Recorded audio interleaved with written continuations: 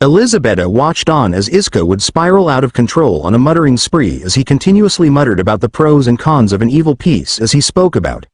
She continued to watch him as she smiled at how passionate he became when introducing her to the world of the supernatural. It was here that Izuku felt something within the girl herself as he noticed a small presence within the girl, and looking at her eyes carefully he noticed something she didn't. I don't know whether or not to alarm you, Elisabetta-san, but I think you have something of a power outside of your quirk. Izuku said, as the girl looked at him confusedly. What are you talking about? The girl asked, completely confused now. I don't know what I am sensing from you specifically, but from what I can tell, you have a presence within the supernatural. I need to talk to Principal Citri about this, the boy said, before standing up and walking away. Elisabetta didn't know whether to be pissed at how he essentially blew her off, or just follow him to see what he was talking about, so she just opted to follow him to see what he was talking about. Within the next few minutes, the two found themselves in front of the principal's office as Izuku knocked on the door. Is there anything I should prepare myself for when we talk to her? Elisabetta asked, as Izuku shook his head. If there is anyone who could pinpoint what the cause of this presence, I feel inside of you is, it will be her. She has been teaching me how to use my clan's magic abilities. Izuku said, as the door opened. Midoriya, what are you doing here? Weren't you supposed to be training your magic in the back? The principal asked, before noticing the girl's presence behind him. Don't worry. Citri-sama, she knows about me and how I can use magic. I need your help though, Izuku said, as the woman just allowed them both inside her office. How can I help you too, Midoriya? Citri asked, as Izuku just shook his head. I would much rather be called Halphus whenever we are alone, but okay. So when me and Elisabetta were talking outside after I was taking a break from training, I noticed something off about her energy she gave off. I think she has a sacred gear within her, Izuku said, as Citri looked at the girl much more closely. I'm not sure how I managed to pass her up when I first met her, but she does certainly hold a sacred gear. Not sure of the variety since there are so many out there she could be holding onto. Alright, Elisabetta. I am going to need you to think about the most powerful thing you can feel within your body. Once you find it, try and softly pull it out into existence. Citri asked, as Elisabetta looked at the principal awkwardly. What am I supposed to think about? The girl asked, as Izuku came in here. Just think about the most powerful part of your own body that you can feel. Think about this presence that shouldn't be there, but is, and try and pull it out. Izuku said, as the girl nodded. As the girl thought about the most powerful part about her body, she thought about her teeth as well as animal instincts when her body was engulfed in a massive blue glow. Once that was finished, she looked down at her right arm and found a small blue amulet that was hanging on her chest as well as a small gauntlet hanging on her forearm and hand that was blue in color with a golden gem in the middle. Wow, I never thought that you'd have a mid-tier sacred gear like that. You have something that is draconic in nature. Congratulations, Elisabetta. You were gifted something that most people would kill to have. Citri praised as Izuku looked away. It was Izuku's ability to sense it within me that we found out about it, so what does this gauntlet do anyway? The girl asked, as Citri went over the many abilities of her unawakened gear. Well, not much from what I can see, but that amulet is not for show either. But from looks alone, you might have the draconic sacred gear that holds Tiamat the Chaos Karma Dragon King. Citri said, as Elisabetta looked at Izuku. Who is that dragon then? She asked, as Izuku went over the draconic people of history she should be aware of. Well, there are many draconic sacred gears ranging from the Longinus users as well as those within the normal sacred gear rankings. But there is one who was close to becoming a dragon empress. It was those who wielded Tiamat's chaos karma powers. From what I remember, she could pull any good and bad karma from the surrounding area and use it against her opponents. Not only that, but she had impressive ice abilities that could even put Diedrich Y. Gosh on the back burner for a little while. Not to mention that she really hates Diedrich for some reason, Izuku said, as he looked over the previous amounts of data on Tiamat as well as her previous hosts. So what do I do with her? Should I give her up to someone more capable of using her? The girl asked, as Izuku looked at her with shock. You would want to kill yourself by giving up your sacred gear. Izuku called out as Citri was alarmed as well. Wait, what do you mean kill myself by giving my sacred gear away? The girl exclaimed confused and scared. When one loses their sacred gear, Or has it forcefully taken away from them? The original wielder of the gear will die because it's akin to taking away one's soul from their body. Citri explained as the girl nodded ferociously. So what do I do with it? The girl asked, as Izuku thought about it. Well, when do my evil pieces come in, Citri-sama? Izuku asked, as Elizabeth looked at him confused. Ajuka has finished them already and will be mailing them to me so that you can hold on to them by tomorrow. I certainly hope that you are bringing her to your peerage soon, Izuku. That way you can start to bring up your team's capabilities. Citri said, as Izuku blushed. A little. Well, do I have a choice in this matter?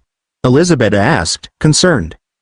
Oh yeah, you do, but I would rather not have you become a member of my peerage if you don't wish for it to happen. We could remain friends as well, Izuku said, as the girl shook her head.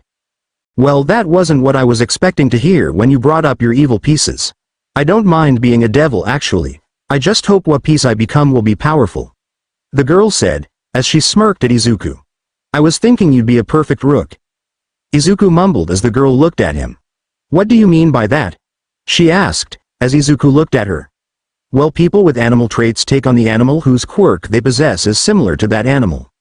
Meaning anything that makes them similar to a dog or wolf in nature, they will have their same resistances, likings, weaknesses, and many more things. But becoming a devil means that you would only gain one certain weakness to light magic or light weapons. Especially holy weapons. Izuku said, as he grimaced. For the remaining time they all talked about what to expect for the remaining part of the day as well as year, as they only had 2 days until the final exams for their grade and only 2 days until school was out and they would need to take the exams to get into Kuoh Academy.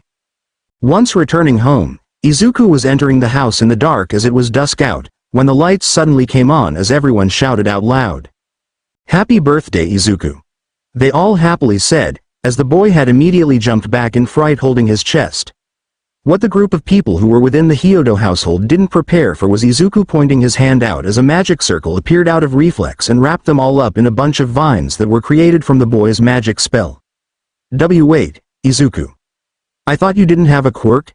Miki Hyoudou asked, as Izuku stared at them with slight fear in his eyes. Green and Black Devil 6 Chapter Summary. Izuku stares in shock at the family. He hadn't ever had a birthday that was celebrated in a long time. They changed that for him.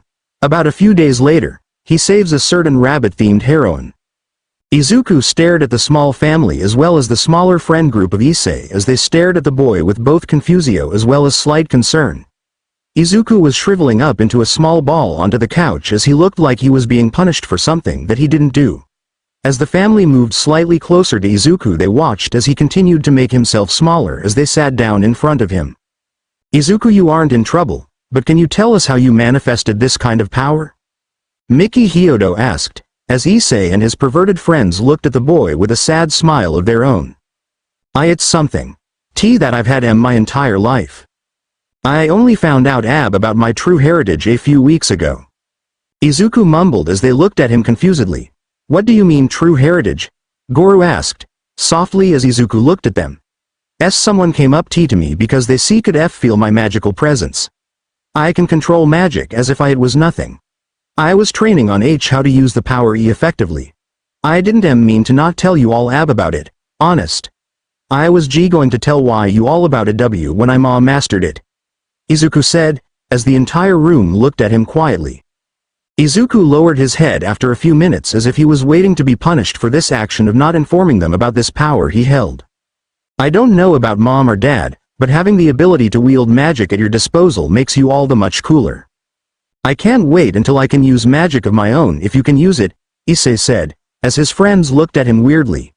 Miki and Goro smiled at Izuku as they pulled him closer into a hug, allowing the boy to relax in their hold. As soon as their impromptu celebration was put on hold, they sat with one another as they questioned who had told him about his heritage. It was Graphia-san, the therapist you gave me. She is a devil like me. Izuku said, revealing his 4 pairs of wings.